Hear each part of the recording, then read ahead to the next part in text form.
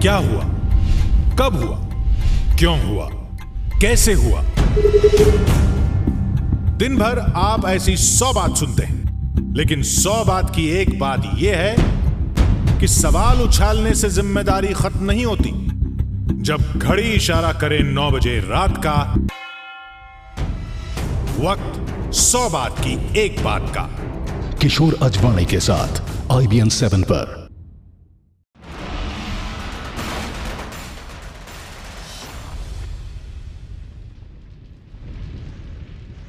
नमस्कार, मैं हूं अमीश देवगन और आप देख रहे हैं आर पार। क्यों ना पाकिस्तान को आतंकिस्तान बुलाना शुरू कर दिया जाए, क्योंकि एक नापाक देश के साथ पाक जैसा अच्छा शब्द बिल्कुल अच्छा नहीं लगता। ये वही देश है जो दुनिया भर में आतंक का बड़ा एक्सपोर्टर है। पालतू आतंकियों के दम पर लोगों की जान लेता है, लेकिन इस आतंकिस्तान को भारत कहीं का नहीं छोड़ेगा जनाब। दुनिया भर में शर्मसार होगा यह मुल्क, अलग थलग पड़ जाएगा ये नापाक देश, क्योंकि भारत ने चुन चुन कर बदला लेने की तैयारी शुरू कर दी है। आतंकियों पर भारतीय सेना कहर बनकर टूट पड़ी है। 10 आतंकियों को सेना ने मार गिरा है उरी में। दुनिया के तमाम देश भारत के साथ खड़े हो गए हैं। तो क्या अब बदल जाएगा आतंकिस्तान का भूगोल? आज इसी मुद्दे पर होगा आर पार, क्योंकि नवाज शरीफ मुंह छुपा रहे हैं, भाग रहे हैं, और अब हम अपनी सरकार से कहते हैं बदला लेना होगा हिंदुस्तान। मेरे वतन के लोगों, जरा आँख में भर लो पानी, जो शहीद हुए हैं उनकी जरा याद करो कुर्बानी। देश के वीर जवानों के लिए आंखों में तो पानी है ही, लेकिन पाकिस्तान को पानी पिलाने का ब्लूप्रिंट भी तैयार हो चुका है, क्योंकि पूरे देश की सिर्फ एक ही आवाज है, बदला। और ये बदला कई तरह से लिया जाएगा। सबसे पहले पाकिस्तान को दुनिया भर में अलग थलग करने की तैयारी है, और इसका असर दिखना भी शुरू हो गया है। रूस ने पाकिस्तान के साथ ज्वाइंट मिलिट्री ड्रिल और 3 Mi-35 हेलीकॉप्टर बेचने की डील कैंसिल कर दी। Japan, Afghanistan, Bangladesh, France, America, UN Bharat के समर्थन में खड़े हो गए। जवाब देने के लिए सेना भी तैयार है। We reserve the right to respond to any act of the adversary at the time and place of our own choosing. लेकिन इसी बीच एक तस्वीर न्यूयॉर्क से भी सामने आई। UN जनरल असेंबली के लिए वहां पहुंचे नवाज शरीफ को जब भारतीय मीडिया ने घेरा, तो नवाज मुंह छुपाकर भाग खड़े हुए। जरा देखिए किस तरह अपने साथ चल रहे अधिकारियों के पीछे नवाज छुप गए। एक सवाल ले लीजिए सर, जम्मू कश्मीर में जो भी अटैक हुआ। Excuse me, not now. Sir, Not now. sir, We're पूरी going ट्रैक to- पे sir. Excuse me, sir. Not now, please. जिस सवाल पर नवाज मुंह छुपाकर भागे थे, उसी सवाल पर पाकिस्तानी PM नवाज शरीफ के विदेश मामलों के सलाहकार सरताज अजीज दुम दबाकर भाग खड़े हुए। Sir, say something, sir. Pakistan चाहे जितना भागे, लेकिन ये तो तय है कि भारत से उसे करारा जवाब मिलेगा। और इसका ब्लूप्रिंट क्या होगा, यही आर पार में हम आपको बताने वाले हैं। और बदले के ब्लूप्रिंट का जोरदार विश्लेषण, वो विश्लेषण जिसका आपको इंतजार रहता है आर पार में। अलग थलग पड़ने लगा है आतंकिस्तान। सार्क समिट का बहिष्कार कर सकते हैं 3 देश। रूस के साथ पाक का ज्वाइंट मिलिट्री ड्रिल, जो ज्वाइंट मिलिट्री ऑपरेशन था, जो ड्रिल था, उसको रद्द कर दिया गया है। जापान, अमेरिका, फ्रांस भारत के साथ खड़े हो गए हैं। बॉर्डर क्रॉस किए बगैर हमले का बड़ा विकल्प है भारत के पास। अपनी सीमा में हो सकता है जोरदार हमला। पाक के पोस्ट बंकर्स तबाह किए जा सकते हैं, और यही करने की तैयारी भारतीय सेना कर रही है। और आप यकीन मानिए, समय कुछ लगेगा, लेकिन जवाब माकूल दिया जा सकता है। और आज यही सवाल हम पूछेंगे। मेरे साथ संबित पात्रा इस दौर में, प्रियंका चतुर्वेदी हैं, केसी त्यागी हैं और जीजे सिंह हैं। और मेरे साथ कार्यक्रम के अगले हिस्से में डॉक्टर सुब्रमण्यम स्वामी जुड़ेंगे, जो पाकिस्तान पर अपने बेबाक बोल रखेंगे, और सामने होंगे केसी त्यागी। मैं सबसे पहले इस डिबेट की शुरुआत करता हूं संबित पात्रा आपसे। बड़ा सवाल, माकूल सवाल, जवाब भाषा में दिया जाएगा, शब्दों में दिया जाएगा या असलियत में दिया जाएगा। इस देश की जनता जानना चाहती है कि बयानबाजी, बयान बहादुरी से कुछ नहीं होगा, जवाब गोली से देना होगा, बंदूक से देना होगा। क्या आपको लगता है जो इस समय जनमानस का मैसेज है वो बड़ा लाउड एंड क्लियर है, बातें नहीं, हमें एक्शन चाहिए? संबित पात्रा। देखिए अमीश जी, आपका ये वाजिब प्रश्न है, और जनमानस तो लोकतंत्र की धुरी होती है। मैं खुद और यहाँ प्रियंका जी बैठी हैं, हम लोग सोशल मीडिया में एक्टिव हैं। हम देखते हैं किस प्रकार से लोगों ने मुझे हजारों ट्वीट भेजे हैं कि नहीं, अब एक्शन करने का मौका आया है, और हम जनता के इस जो संदेश है उस संदेश को सिरोधार्य करते हैं, अपने सिर से लगाते हैं, सर माथे लगाते हैं। और खुद प्रधानमंत्री श्री नरेंद्र मोदी जी ने जिस प्रकार से संदेश दिया है कि जो परपिट्रेटर्स हैं वो अनपनिश्ड नहीं जाएंगे, उनको पूरी तरह से उनके साथ निपटारा होगा, और इसलिए मीटिंग्स के दौर भी चल रहे हैं। मगर एक बात देखिए, बिना किसी एरोगेंस के और बिना यहाँ राजनीति लाए, मैं एक बात कहना चाहूँगा कि देखिए पाकिस्तान को तो बार बार जवाब दिया भी जा रहा है। वो जवाब देने की प्रक्रिया से ही हरकत में पाकिस्तान आया है, और कहीं ना कहीं वो कश्मीर पे जिस प्रकार का नरसंहार करने की कोशिश की है हमारे जवानों को मारकर, वो हुआ है। नंबर 1, बलूचिस्तान को केंद्र बनाया है इस सरकार ने। जहां कश्मीर के ऊपर डिस्कशन होती थी, अचानक जब ये विषय बलूचिस्तान के ऊपर चला गया, पूरा इंटरनेशनल कम्युनिटी बलूचिस्तान के ऊपर डिस्कशन करने लगा, तो पाकिस्तान को लगा कि अरे ये क्या हो गया, हमारे हाथ से कश्मीर का विषय छूट गया, अब बलूचिस्तान मुख्य हो गया। इसलिए कश्मीर पे पुनः अटेंशन आए, इसकी कोशिश की। दूसरी बड़ी बात देखिए, मैं अपने नेताओं की बात ही लेकिन सर मैं दो चीजें कहना चाहता हूं। क्या आपको लगता है ये बड़ा, क्योंकि इस समय हम घरेलू पाकिस्तान का पैनलिस्ट नहीं है, क्या हमारे पार्ट पर बड़ी चूक नहीं है जो उरी में हमारी फौजों का डोगरा रेजिमेंट जा रही थी और दूसरी रेजिमेंट आ रही थी, उस दौरान ये हमला होता है? क्या आपको लगता है हमारा इंटेलिजेंस फेलियर नहीं है? मैं इसका भी जवाब दूंगा, मगर आप मुझे जरा 15 सेकंड दीजिए। एक 20 सेकंड लीजिए, जवाब दीजिए। इसी विषय से, उरी के विषय से जुड़ा हुआ। और बिल्कुल, और मैं अपनी पार्टी का नहीं, मैं तो गुलाम नबी आजाद साहब जो कि जाने माने लीडर है कांग्रेस पार्टी के और इस देश के, उन्होंने कहा है, उनका वक्तव्य मेरे सामने रखा है। उन्होंने परसों कहा कि देखिए जो उरी पे अटैक हुआ वो इसलिए हुआ क्योंकि a record of sorts has been created within 1 year. एक वर्ष 2015-16 में जिस प्रकार इतने आतंकवादियों को ढेर कर दिया गया है, वो अपने आप में एक रिकॉर्ड है, और इसीलिए बौखलाहट में पाकिस्तान की अटैक है। मैं आपको आंकड़े बता दूं, 2016 में ही 110 आतंकवादियों को ढेर कर दिया गया है। अब आपका जो प्रश्न है कि क्या कहीं इंटेलिजेंस फेलियर हुआ है, अब देखिए मैं सक्षम नहीं हूं, मैं इस बात का सक्षम नहीं हूं कि मैं अपने आर्मी या आर्मी के कोई भी अलाइड एजेंसीज के ऊपर कोई टिप्पणी कर सकूं। मेरा मानना है कि हमारी आर्मी वर्ल्ड की बेस्ट आर्मी है, उस पर उंगली उठाने की मेरी कोई क्षमता नहीं है, और मैं उस आर्मी और आर्मी के तमाम जवानों को कोटि कोटि नमन और सलाम करता हूं। बट रिस्पॉन्सिबिलिटी जो फिक्स करनी पड़ेगी, बिल्कुल आर्मी के ऊपर सवाल नहीं खड़ा करा जा सकता है, ये आपकी राय है, लेकिन रिस्पॉन्सिबिलिटी जो डॉक्टर पात्रा फिक्स करनी पड़ेगी, इसमें भी कोई दो राय नहीं है। और जब हम आर पार की बात करते हैं, जब हम बदला लेने की बात करते हैं, तो कई सारे सवाल भी खड़े होते हैं। मैं प्रियंका चतुर्वेदी का रुख करता हूं, फिर त्यागी साहब मैं आपके पास आता हूं। प्रियंका चतुर्वेदी, बहुत हुई बात, अब होगा आर पार, ये भारतीय जनता पार्टी के शब्द होते थे जब आप सत्ता में होते थे, लेकिन अब भारतीय जनता पार्टी की पूर्ण बहुमत वाली सरकार है और आर पार का वक्त है, और देश की जनता ये कह रही है और कांग्रेस ये कह रही है कि जो सरकार फैसला लेगी वो सर माथे होगा, हम सरकार के साथ खड़े हैं। क्या आपको लगता है उरी का अटैक और उसके बाद पाकिस्तान को अलग थलग करने की डिप्लोमेटिक पहल वाजिब है? तो सबसे पहले तो मैं ये कहूंगी, जो भारतीय जनता पार्टी का गैर जिम्मेदाराना रवैया था, जब ऑपोजिशन में होते थे वो हमें ज़रूरी नहीं है कि हम भी वो फॉलो करें। हम एक जिम्मेदार ऑपोजिशन है।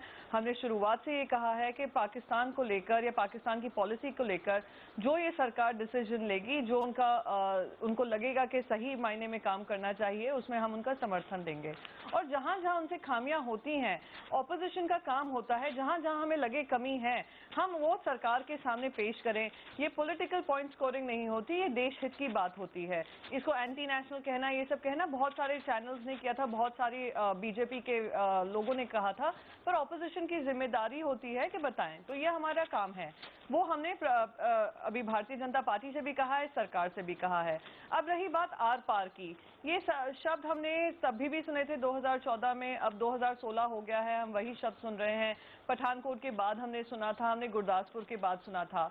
अब हम बस यही चाहेंगे कि प्रधानमंत्री एक ठोस कदम, एक ठोस पॉलिसी हो, एक ठोस डोमेस्टिक पॉलिसी हो, एक ठोस पॉलिसी ऐसी हो जहां पे अपने बॉर्डर्स को हम सेफ गार्ड कर सके कि कोई आपन धापी कर हमारे देश के अंदर घुस आता है, हमारे ही जवानों को मार गिराता है और हमारे हाथ ऐसे लगते हैं कि बंधे हुए हैं किसी कारणवश। तो अगर डोमेस्टिक इनको इंटरनेशनल प्लेटफॉर्म्स पे भी आइसोलेट करना है तो हमें जो जो देश में प्रधानमंत्री गए हैं, प्रधानमंत्री ने बहुत बार अमेरिका का दौरा किया है, अमेरिका ने भी आकर कड़ी निंदा की है इस बात को लेकर और उन्हें समर्थन देने की बात कही है। तो कितना समर्थन वो देने को तैयार है, कहां तक ये जाने को तैयार है? क्या ये हफीज सईद को यूनाइटेड नेशंस में टेररिस्ट डिक्लेयर करने को तैयार है? क्या चाइना करने को तैयार है? ये सब समझना बहुत जरूरी है। डिप्लोमेटिकली हम क्या क्या इनिशिएटिव्स ले सकते हैं, बाद में आर पार की लड़ाई की भी जवाब देना चाह रहे Sambit Patra. Okay Sambit Patra, quick reaction Sambit Patra, 30 seconds, then GJ Singh and केसी त्यागी। देखिए, आज चाहे त्यागी जी हो या प्रियंका जी हो, अधिकार है उनका, क्योंकि हम सरकार में हैं तो वो हमसे प्रश्न भी पूछेंगे। मगर देखिए, मेरा सिर्फ इतना कहना है, जब ये कहते हैं कि इन विषयों पे कंसेंसस होना चाहिए तो वाकई कंसेंसस होना चाहिए। एक उदाहरण देता हूँ, राजनीति नहीं कर रहा हूँ। 15 अगस्त 2016 को ही प्रधानमंत्री ने बलूचिस्तान के विषय में कहा। उसके 15-20 सेकंड के बाद या 15 मिनट के बाद जिस प्रकार से पूर्व फॉरेन मिनिस्टर सलमान खुर्शीद जी ने रिएक्ट किया, वो बहुत ही अनुचित था। तो मैं इस बार कहूंगा कि प्लीज, आप अगर कंसेंसस कह रहे हैं तो इस बार कम से कम consensus. Okay, rebuttal Priyanka wants to react. Okay Priyanka, 30 second rebuttal, 30 second rebuttal Priyanka Chaturvedi. मैं तो बहुत सिंपल बात कहूंगी कि आप 15 सेकंड की बात कर रहे हैं, उसके 1 घंटे के अंदर अंदर एआईसीसी ने और कांग्रेस पार्टी ने जो उनका स्टैंड था बलूचिस्तान को लेकर, वो भी हमने बहुत स्पष्ट कर दिया था। तो आप चुन सकते हैं कि कौन से शब्दों पे आप ज्यादा ध्यान डालेंगे और कौन से शब्दों को आप इग्नोर करेंगे। वो आपका आउटलुक है, वो उस पर मैं टिप्पणी नहीं दूंगी। मैं बस यही कहूंगी, ऐसे अगर बात करने लगे तो मनोहर पार्रिकर जी जो डिफेंस मिनिस्टर हैं इस देश के, उन्होंने पठानकोट के अटैक के बाद कहा था ये लास्ट टाइम है कि कोई हमारी धरती के अंदर आता है, इसके बाद कोई एक चींटी तक नहीं आएगी। पर क्या हुआ अभी, तो मैं इसमें नहीं जाना चाहती हूँ, मैं राजनीतिकरण नहीं करना चाहती हूँ। हमारे देश के रक्षा मंत्री हैं, संबित पात्रा रिबटल, सब कंसेंसस बिल्ड कर एक strong reaction okay Sambit Patra, 20 second rebuttal और एक स्ट्रॉन्ग पॉलिसी पाकिस्तान जी। जवाब संबित पात्रा, ध्यान दें। स्ट्रॉन्ग पॉलिसी आपकी पाकिस्तान की तरफ नहीं है, तभी उरी हुआ है, कांग्रेस का ये स्पष्ट कहना है। देखिए, अभी प्रियंका जी ने कहा कि पहले सलमान खुर्शीद जी ने कहा, सलमान खुर्शीद से उन्होंने आधे घंटे 1 घंटे बाद डिस्टेंस कर लिया एआईसीसी ने। मगर मैं याद दिलाऊं कि ठीक 8 घंटे बाद पीसी चाको साहब और बाकी नेताओं ने किस प्रकार का बयान दिया। तो कौन सा बयान हम माने, ये मुझे भी समझ में नहीं आ रहा है। दूसरी बड़ी बात, स्ट्रॉन्ग पॉलिसी नहीं है, कौन कहता है? First time from reactive to proactive हुए हैं। आप देखिए, पहले हम कश्मीर पे केवल रिएक्ट करते थे, पहली बार पाकिस्तान रिएक्टिव से प्रोएक्टिव हुए। क्या हम माने, केसी त्यागी का मैं रुक करता हूं, संबित पात्रा आपने अपनी बात कही, केसी त्यागी, क्या हम माने पहली बार रिएक्टिव से प्रोएक्टिव हुए हैं या फिर सिर्फ कागजी बातें हैं? आपको क्या लगता है? हालांकि जो इस समय हमारे पास छन छन की खबरें आ रही हैं, पाकिस्तान को अलग थलग कर रहा है भारत। अमेरिका के बाद हम लगातार देख रहे हैं कई देश, चाहे वो जापान हो, फ्रांस हो, उससे पहले रूस, पाकिस्तान को इस समय टाइट कर रहा है। केसी त्यागी,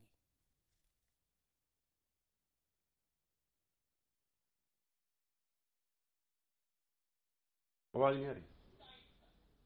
आवाज आ रही है केसी त्यागी आपकी बात? आपको आवाज आ रही? बीजेपी का कहना है कि हम, मेरे को आपकी आवाज आई है। जी, बीजेपी का कहना है हम पहले रिएक्टिव होते थे, अब हम प्रोएक्टिव हैं। आप इस बात से कितना सहमत हैं?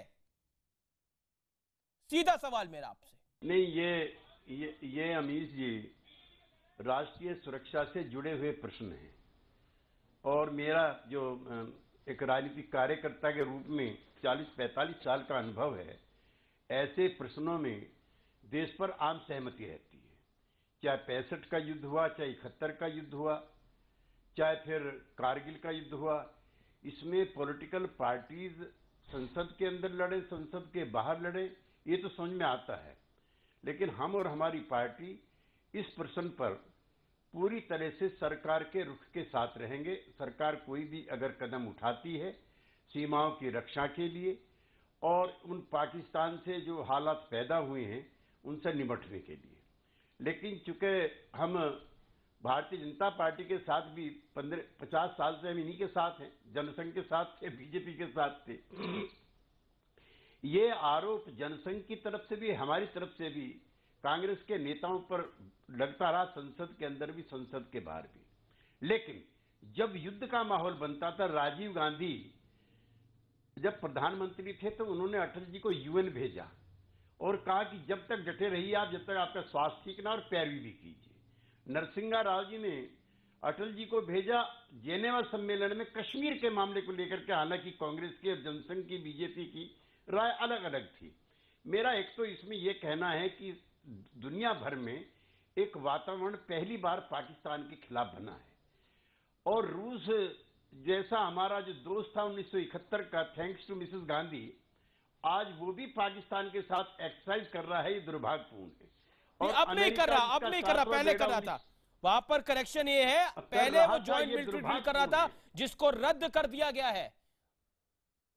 मैं कह रहा हूं, मेरी बात तो सुन लीजिए अमीश जी। ये कितना दुर्भाग्यपूर्ण है कि 1971 में जो हमारा सबसे विश्वसनीय दोस्त था जी, जो सबसे क्रेडिबल फ्रेंड था, वो भी पाकिस्तान के साथ करने जा रहा था। जी, जो हमारा प्रखर विरोधी था अमेरिका, जिसका सातवां बेड़ा, जिसको इंदिरा जी ने ललकारा था 1971 में, आज वो हमारे साथ खड़ा है। तो ये जो जियो पॉलिटिकल सिचुएशन चेंज हुई है, उसमें भारत को अमेरिका के साथ दबाव डाल करके, चुके अमेरिका की कई विदेश नीति को आजकल हम सपोर्ट करते हैं, चाहे वो जापान के साथ हो, चाहे साउथ चाइना सी को लेकर के हो। इसलिए उतने प्रोएक्टिव भी अगर होना है तो समूचे विपक्ष को अपने साथ मैं आपके पास वापस आता हूं केसी त्यागी। एक सेकंड यूएन में जारी हैं सुषमा जी, प्रखर वक्ता हैं, समूचे विपक्ष को साथ लेके जाएं। लगे कि पूरा भारत इकट्ठा होकर एक साथ, बड़ा इंपॉर्टेंट पॉइंट आपने बोला, एक साथ पूरे भारत को, चाहे वो सरकार हो चाहे वो विपक्ष हो, एक साथ आवाज उठानी चाहिए। जनरल जी सिंह, मैं आपसे जानना चाहता हूं, हम बार बार बात करते हैं कि सर्जिकल हमला होना चाहिए, कर सकता है भारत पाकिस्तान के ऊपर, वो सर्जिकल हमला क्या हो सकता है, वो विकल्प क्या हो सकते हैं, हमारे व्यूअर्स को समझाइए। जी सिंह, देखिए, सर्जिकल स्ट्राइक जिसे हम कहते हैं वो हो सकती है, मगर जो हमारे प्रॉब्लम आती है, समस्या आती है, वो ये है कि हमको, आर्मी को, पॉलिटिकल क्लास जो फाइनल डिसीजन देती है, वहां से हरी झंडी दिखाई नहीं दी जाती। तो ये एक बड़ी बात हो जाती है। एक बात हमें समझनी चाहिए कि ये जो हमला हुआ है, हमारे 20 जवान मरे हैं, ये हमला देश की आन बान शान के ऊपर हुआ है। ये हमारी जो आम जनता है वो इतनी गर्व करती है आर्मी फौज के ऊपर कि आज उनके गर्व को ठोस पहुंची है। हमने देखा है कि गुरदासपुर के अंदर, पठानकोट के अंदर, और अभी बड़ी वाजिब बात कह रहे हैं सर। मैं रिएक्शन लेना चाहता हूं संबित पात्रा से। संबित पात्रा 20 सेकंड में इसका रिएक्शन दीजिए। पॉलिटिकल बॉसेस अप्रूवल नहीं देते, पॉलिटिकल बॉसेस अप्रूवल नहीं देते, आर्मी कर सकती है, क्षमता है, लेकिन पॉलिटिकल बॉसेस अप्रूवल नहीं देते। करने दीजिए जी। हाँ, देखिए, मैं कंप्लीट करना चाहता हूं, अनुमति हो क्योंकि इसके अंदर देखियो, मुझे कंप्लीट करने दीजिए अभी। हाँ, क्योंकि ये बात समझ में आनी चाहिए।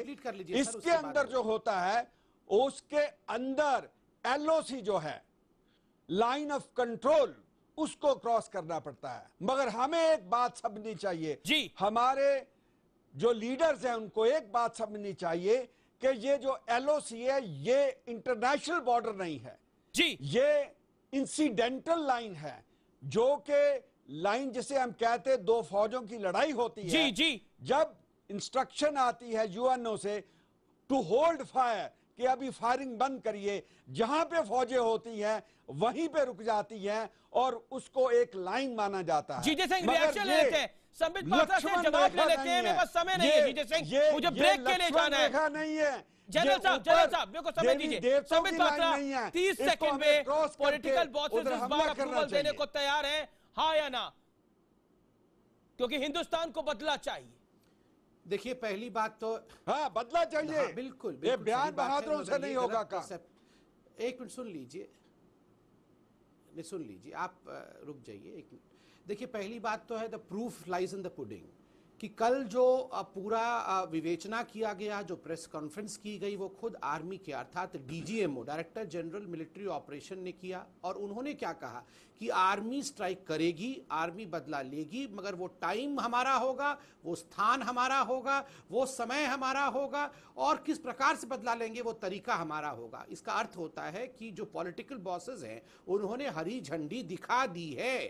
आर्मी ने निर्णय लेना है, किस समय वो निर्णय लेगी वो उन्होंने रिजर्व कर लिया है। आर्मी निर्णय लेगी। बहुत शुक्रिया संबित पात्रा। तो इसलिए आप इसको संबित आप देख रहे हैं आर पार, और मेरे साथ आज आर पार में मौजूद हैं doctor Subramanian Swamy, member of parliament Bharatiya Janata party के, और मेरे साथ मौजूद है केसी त्यागी जो कि जनता दल यूनाइटेड के महासचिव हैं, और जीजे सिंह होंगे रक्षा विशेषज्ञ। लेकिन पहला सवाल डॉक्टर स्वामी आपसे, आप हमेशा पाकिस्तान से आर पार की बात करते थे, अब सरकार आपकी खुद की है, अब सरकार वो सरकार है जो पिछले 30 साल में सबसे बड़े मैंडेट के साथ आई है।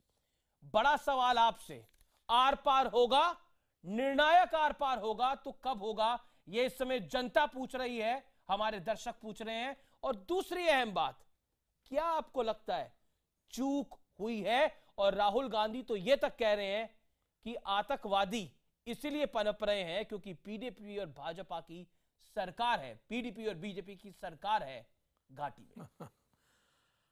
अब पहले तो कौन सा शब्दावली में आप फंस गए मैं नहीं जानता, परंतु पाकिस्तान को ध्वस्त करना ये हमारी उद्देश्य तो है ही। अब सवाल है कि ध्वस्त करने के लिए बहुआयाम कार्य करना होगा, सिर्फ सेना को भेजने से पर्याप्त नहीं है। पर अभी तो हम ध्वस्त हो रहे हैं सर।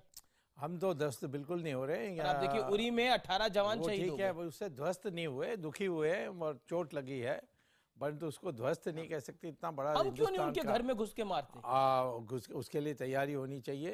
अभी तक पिछले 10 साल से जो हथियार की जो संग्रह हुआ यूपी सरकार में वो पर्याप्त नहीं है कि एक बार शुरू करने के बाद उसको अंत तक ले जाने के लिए।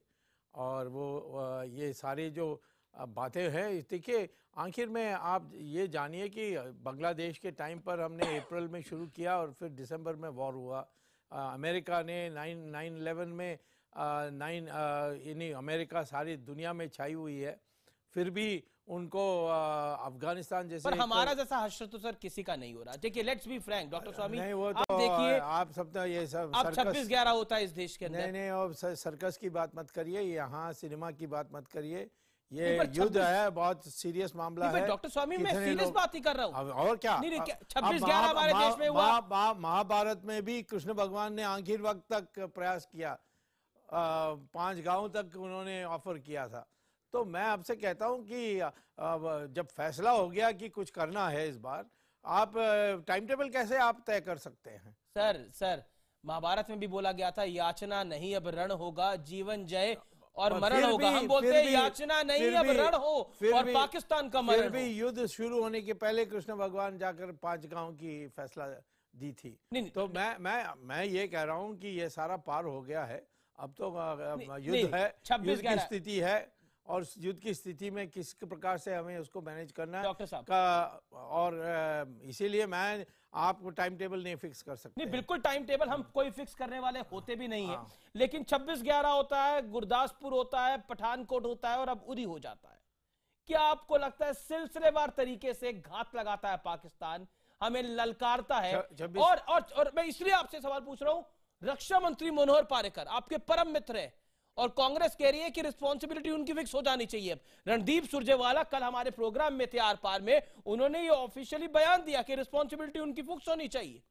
मैं पूछने चाहता हूं कि 26/11 जो हुआ था बंबई में, ये इससे भी भयंकर हुआ था। यहाँ तो 17 सेना के लोग मरे, वहां तो कितने मासूम लोगों की हत्या हुई थी, सारा बिल्डिंग जलाया गया, तो उस समय को क्यों नहीं रिस्पॉन्सिबिलिटी फिक्स हुआ? फर्क है, वो सॉफ्ट टारगेट था, ये सॉफ्ट टारगेट नहीं है। ओके, ये सॉफ्ट टारगेट नहीं है सर, वहां पे तो देखिए, मैं डॉक्टर साहब को कहना चाहता हूं कि देखिए इसमें फर्क है। जो पहले अटैक हुए हैं, जैसे 26/11 पे हुआ है, एक होटल के ऊपर या रेलवे स्टेशन के ऊपर या किसी मॉल के ऊपर, उसमें और इसमें डिफरेंस है। इसमें डिफरेंस है। हमारी आर्मी के ऊपर हुआ है, हमारी आन शान के ऊपर हुआ है। पठानकोट के ऊपर जो हुआ है वो हमारी हाई वैल्यू टारगेट के ऊपर हुआ। ये दिस शुड बी कंसिडर्ड। हमारा जो अटैक हुआ रिपब्लिक ऑफ इंडिया के ऊपर अटैक हुआ है, वो हमारी इंटेग्रिटी और सॉवरेनिटी के ऊपर अटैक हुआ है, वो हमारी आन शान बान के ऊपर हुआ है, गर्व के ऊपर अटैक हुआ है। इसका जो जवाब है अलग से होना चाहिए। ये तो सीमा पर थी, उरी तो बिल्कुल सीमा पर है, वो तो देश के अंदर थी। बॉम्बे सबसे ज्यादा प्रोटेक्टेड एरिया है, सारा नेवी उस जगह में छाई हुई है, और फिर भी ये हुआ। होटल में घुस करके उन्होंने किया और 3 दिन वो चलाते रहे। क्या बात करते हैं सॉफ्ट हार्ड टारगेट, ये हमें कोई ये भाषा में नहीं समझ में आती। मैं केसी त्यागी का रुख करता हूं। केसी त्यागी को चैट करना चाह रहे हैं। केसी त्यागी साहब, आप क्या कहना चाहते हैं और आपका क्या सवाल है, आपकी क्या राय है? देखिए, मैं डॉक्टर स्वामी से बहुत मोहब्बत के साथ डिसएग्री करना चाहता हूं। जो मुंबई वाला अटैक है वो चोरी छिपे अटैक है।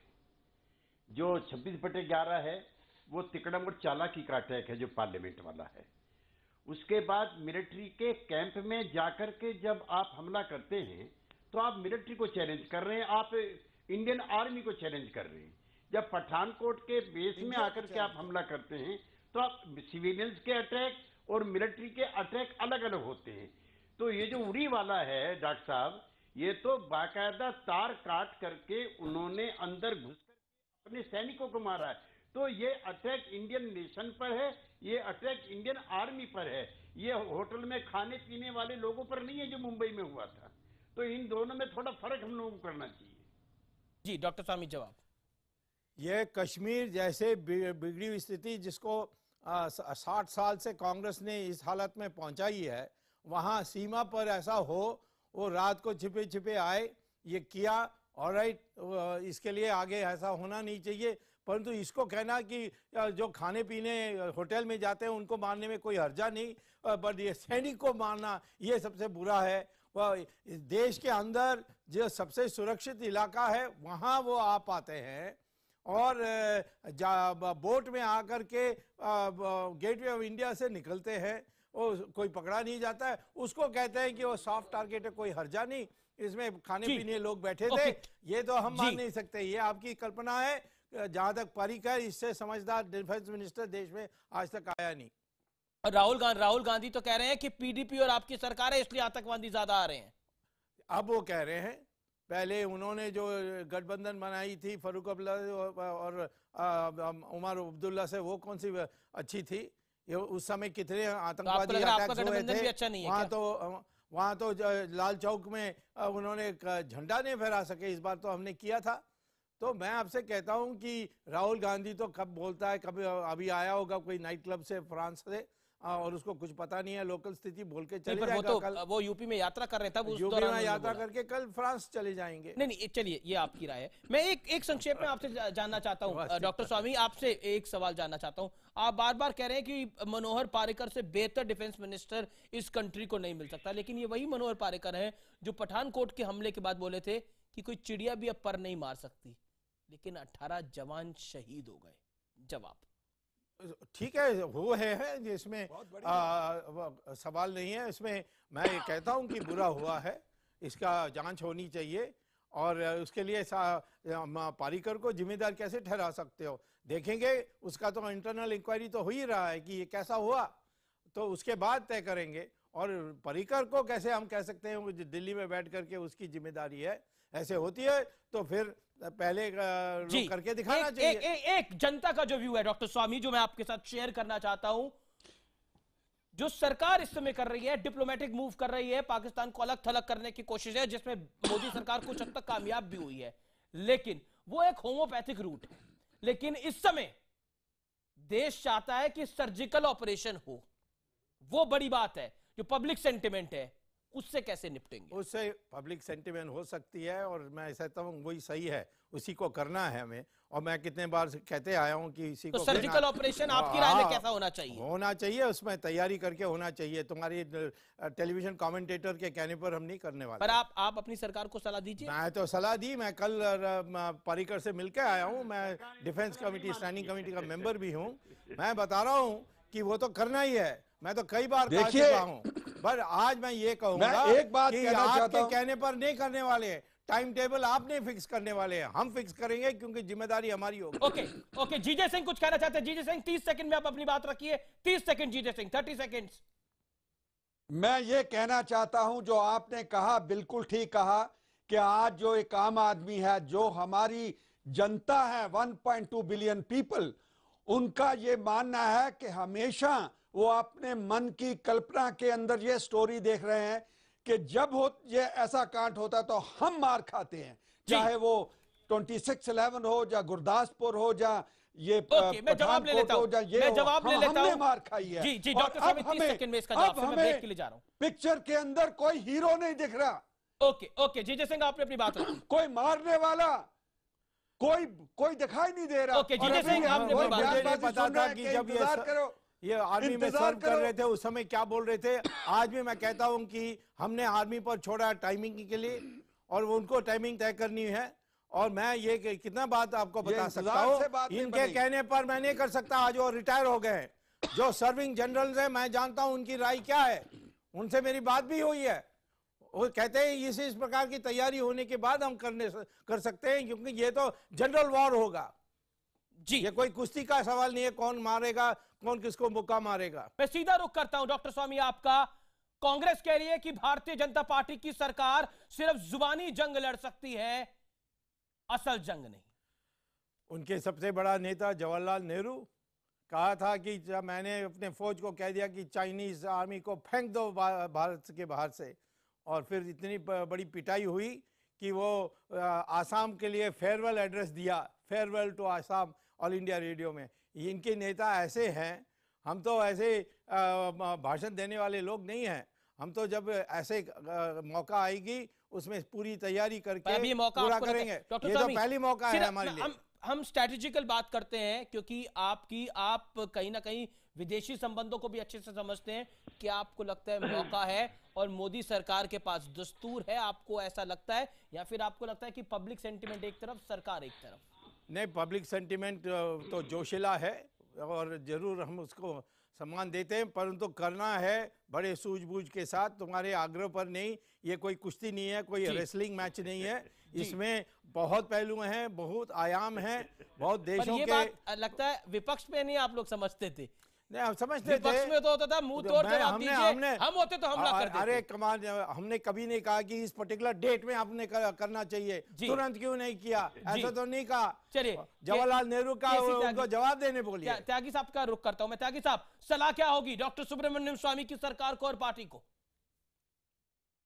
देखिए, डॉक्टर स्वामी विद्वान आदमी हैं, इनके पास बड़े तर्क रहते हैं, ये गलत चीजों को भी डिफेंड कर सकते हैं, अभी गलत चीज को डिफेंड कर रहे हैं क्या? बगावत कर सकते हैं। तो मैं 40 साल से जानता हूं, ये पाकिस्तान के साथ मित्रता होनी चाहिए, उसके हामी रहे हैं। चीन के साथ मित्रता होनी चाहिए, उसके स्वामी रहे हैं। अमेरिका के साथ दोस्ती। तो किसी जमाने में हम इनके बारे में मजाक करते थे कि डॉक्टर स्वामी कॉन्स्टिट्यूंसी इस्लामाबाद से वाया बीजिंग न्यूयॉर्क तक जाती है। अब परसों जो इनका स्टेटमेंट था वो था कि बिल्कुल सर्जिकल अटैक का टाइम आ गया है, क्यों इसमें देर की जा रही है। आप क्यों आतंकवाद के सामने घुटने टेक रहे हैं? अब 48 घंटे बाद ही इनका वक्तव्य बदला हुआ मुझे लगा। मैं तो बड़ा, परसों का बयान भी मेरे पास जी, जवाब ले लेता हूं। ओके डॉक्टर स्वामी, केसी त्यागी का जवाब। मुझे लगता है उनका स्मरण शक्ति फ्रीज हो गई है। मैं तो पिछले 5 साल से कह रहा हूं कि सारा परिस्थिति बदल गया है। पाकिस्तान का अब सिविलियन गवर्नमेंट है, उसका कोई पूछने वाला नहीं है। ये मिलिट्री और आईएसआई और तालिबान का गवर्नमेंट है, इसको 4 टुकड़े में करना चाहिए। कितने बार मैंने कहा है, इनको इन्होंने पढ़ा ही नहीं है, तो मैं क्या करूं? डॉक्टर स्वामी, लेकिन बड़ा कंफ्यूजन है, पाकिस्तान में रॉयल शरीफ से बात करें, नवाज शरीफ से बात करें। वहां तो हाफिज सईद और रॉयल शरीफ की ज्यादा चलती है, नवाज शरीफ को तो मैं कह रहा हूं, मैंने कभी नहीं बातचीत इस जो नवाज शरीफ आने के बाद और तालिबान आने के बाद मैंने कभी नहीं कहा पाकिस्तान से बात करनी चाहिए। डिप्लोमेटिकली आप उनको अलूफ भी करेंगे, उसका फायदा क्या होगा? डिप्लोमेटिकली कोई सवाल ही नहीं है। अलूफ रखोगे या साथ रखोगे, कोई फायदा नहीं है। सर्जिकल ऑपरेशन कब तक डॉक्टर स्वामी? मनोहर पालेकर साहब मिलकर आए। डेट आपको नहीं बता सकता, ये कुछ तो बोलेंगे जनता के लिए, कुछ तो बोलिए। जनता के लिए सरकार को से पूछने बोलिए, ये मेरा अधिकार नहीं है बोलने की। जी, बहुत बहुत शुक्रिया डॉक्टर सुब्रमण्यम स्वामी, केसी त्यागी हमारे साथ जुड़ने के लिए। आर पार में फिलहाल इतना ही। कंक्लूजन यही है, हम बार बार बोलेंगे, याचना बहुत हो चुकी, अब रण होना चाहिए और पाकिस्तान के आतंक का मरण होना चाहिए। नमस्कार।